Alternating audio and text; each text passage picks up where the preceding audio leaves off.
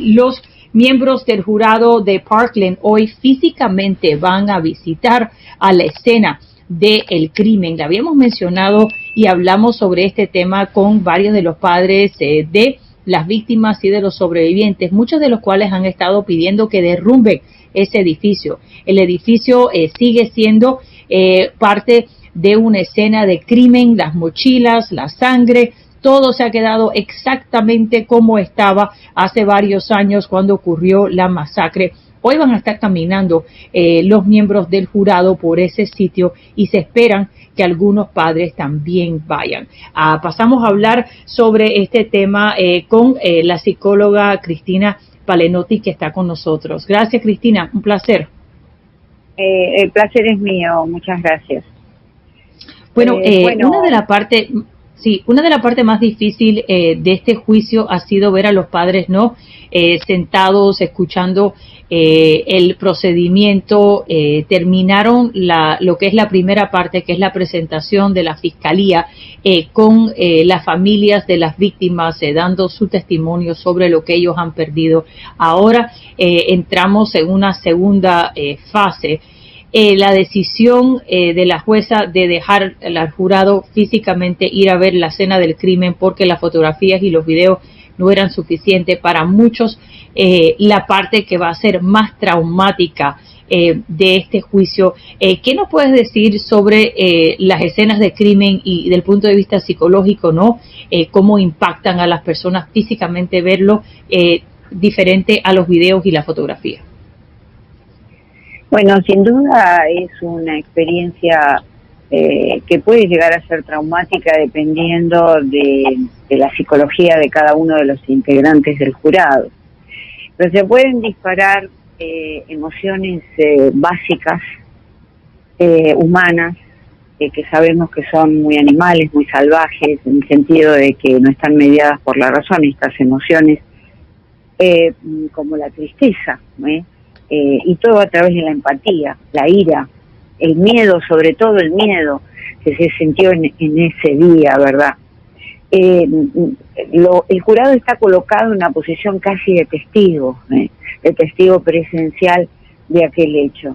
Y luego también emociones aprendidas que son secundarias, y sentir esta indignación, a la angustia, el odio va a depender también del paradigma cultural de cada jurado. La culpa en muchos casos, plantearse qué faltó en la sociedad, qué no hicimos, por qué no intervenimos. Es decir, todo esto va a estar en el discurso emocional de estas personas. Sin duda va a ser un agravante, debido a que nunca la razón tiene el poder de las emociones desde ya. Pero sería interesante indicar quizá que un psicólogo o un psiquiatra que estén, dedicados al jurado o que puedan hablar con el jurado posteriormente a esta visita, porque no todo el mundo tiene inteligencia emocional, es decir, esta capacidad de observar y entender y por ende manejar las emociones. No todo el mundo lo puede hacer. Entonces, sería interesante que se hablara, no solamente entre los miembros del jurado, sino con un profesional de la salud mental. Sí, completamente de acuerdo. También, doctor, queríamos hablar un poco, Cristina, sobre las personas que están viendo esto a diario, ¿no? Estábamos hablando ayer sobre el miedo de unos copycats, el impacto que esto pudiera tener en los jóvenes que lo están presenciando, pero similar al caso de los Menendez Brothers, de O.J. Simpson, ¿no? Esta habilidad, ¿no?, de ver paso por paso todo lo que está ocurriendo en este caso, le preocupa a muchas personas. Entendemos que existe la necesidad para el acceso y la transparencia, pero a la misma vez tiene la tendencia, ¿no?, a glorificar el crimen y la persona que lo cometió. Claro, sin duda, porque hay mucha gente con patologías mentales, mucha gente también con trastornos mentales, y sin que existan ambos cuadros, los jóvenes son muy susceptibles. Digamos, esto de ser testigos casi directos por extensión puede llevar a las mentes inmaduras, los jóvenes, a copiar desde ya. Además, como ya mencionamos en otra oportunidad, según recuerdo, todos tenemos neuronas espejo, y entonces en los jóvenes es lo que lleva, por un lado, al aprendizaje, esto es bueno, pero por otro lado también al aprendizaje de cosas positivas, pero por otro lado al aprendizaje de cosas negativas, y a copiar este tipo de conducta. Los copycat existen en principio porque hay una predisposición en nuestro cerebro a copiar todo tipo de conductas. Y a los jóvenes sabemos que también está disparado por un cerebro inmaduro que no tiene desarrollo en el área de la planificación, que es el cerebro prefrontal, y tiene mucho desarrollo en el cerebro límbico de las emociones. Esta cosa salvaje, lo que hablábamos antes, que sí, que es impulso, la emoción es un impulso, siento este impulso y voy y lo hago. Y entonces en nosotros está un poco más mediado por la madurez, aunque no todo el mundo lo puede hacer, pero en los jóvenes no. Y creo que hay que tener cuidado con la difusión excesiva de las imágenes sobre todo, ¿verdad? Y esa es la próxima pregunta, ¿qué es lo que deben considerar los padres de familia, ¿no? En términos de hablar con sus hijos sobre este tema, porque está en las noticias todos los días y claro, a la misma vez hay al nivel nacional, ¿no? Tantos incidentes en las escuelas, que esto se ha hecho como parte de lo que es la realidad escolar para muchos niños, en particular los adolescentes. Sí, bueno, retraemos la imagen, traemos nuevamente la imagen del jurado. Y así como el jurado se reúne y habla, ¿no? Y cada uno dice lo que piensa, y se evalúan cada una de las ideas, de los sentimientos para llegar a un veredicto. En la familia debe haber un diálogo para poder charlar estos temas, no solamente reunirnos frente al televisor y hablar y ver lo que está sucediendo, sino poder desarrollar un diálogo posterior, preguntarle a nuestros hijos, ¿cómo te sientes respecto de esto? ¿Qué es lo cómo lo ves? Es decir, apelar a su razón y a sus emociones. Bueno, los niños tienen más emociones, entonces permitirles poner la emoción en el discurso, que la puedan percibir. De eso se trata la inteligencia emocional, y somos los padres los capacitados para el desarrollo de esta inteligencia, porque así ellos van a poder elaborar mejor lo que sienten, si no va a quedar allí incomprendido.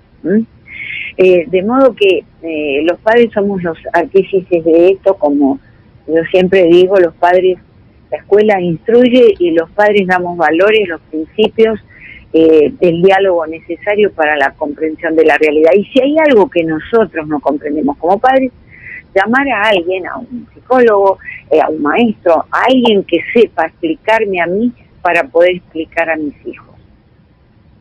Claro. Pasamos a otro tema que lamentablemente ayer otra vez en las noticias, la semana pasada tuvimos un caso en Hialeah de violencia doméstica, ¿no? Donde la persona tuvo no solamente tuvieron un incidente en la casa, pero entonces they barricaded themselves, ¿no? Y tuvo que venir la policía y el SWAT. Ayer otra vez, esta vez no en Hialeah, sino en la parte noreste del condado. Una de las cosas que hemos estado viendo post pandemia es más y más incidentes de violencia doméstica, pero también como que está de moda, ¿no? Esto de encerrarse en la casa, ¿no? Armado, con niños, y entrar en este diálogo con la policía. La otra cosa que estamos viendo también son las personas que están matando a los familiares y entonces matándose a ellos, ¿no? Que es la extensión de ese caso. ¿Qué nos puedes decir sobre estos casos? Porque al principio se estaba diciendo que este fenómeno no era por el encierre, por la pandemia, porque las personas tenían que estar tanto tiempo en casa y se estaba agravando situaciones ya difíciles. Pero ese no es el caso en este momento, pero seguimos viendo que sigue incrementando, ¿no?, la violencia doméstica. Bueno, eso viene, la explicación viene por varios lados.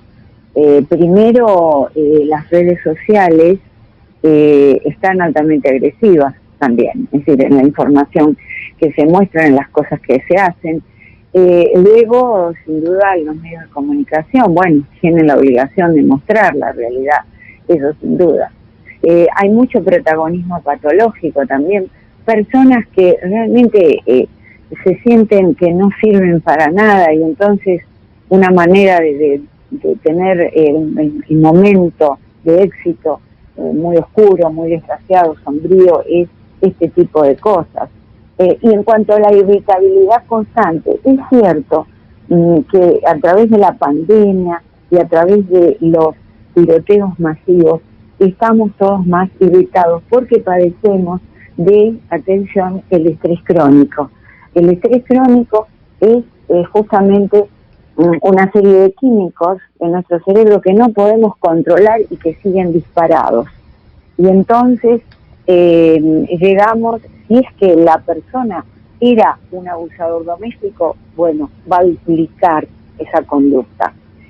También se ha visto muchos más casos de bullying, y es verdad, los adolescentes también, y ya eran personas que hacían bullying, pues ahora hacen más todavía. ¿Por qué? Porque hay una gran irritabilidad que no se puede controlar. Y de ahí que tenemos que decir la importancia de ejercicios de control mental, de meditación, de yoga en las familias y también en las escuelas. Es importante para los niños, para los maestros. Todos estamos en el mismo barco con esta situación. Lamentablemente, bueno, claro, todavía no se han puesto en marcha paliativos, pero es imperioso que así se haga. Gracias, Cristina, por estar con nosotros. Un placer, Cristina Balinotti, psicóloga, aquí con nosotros en Miami al Día.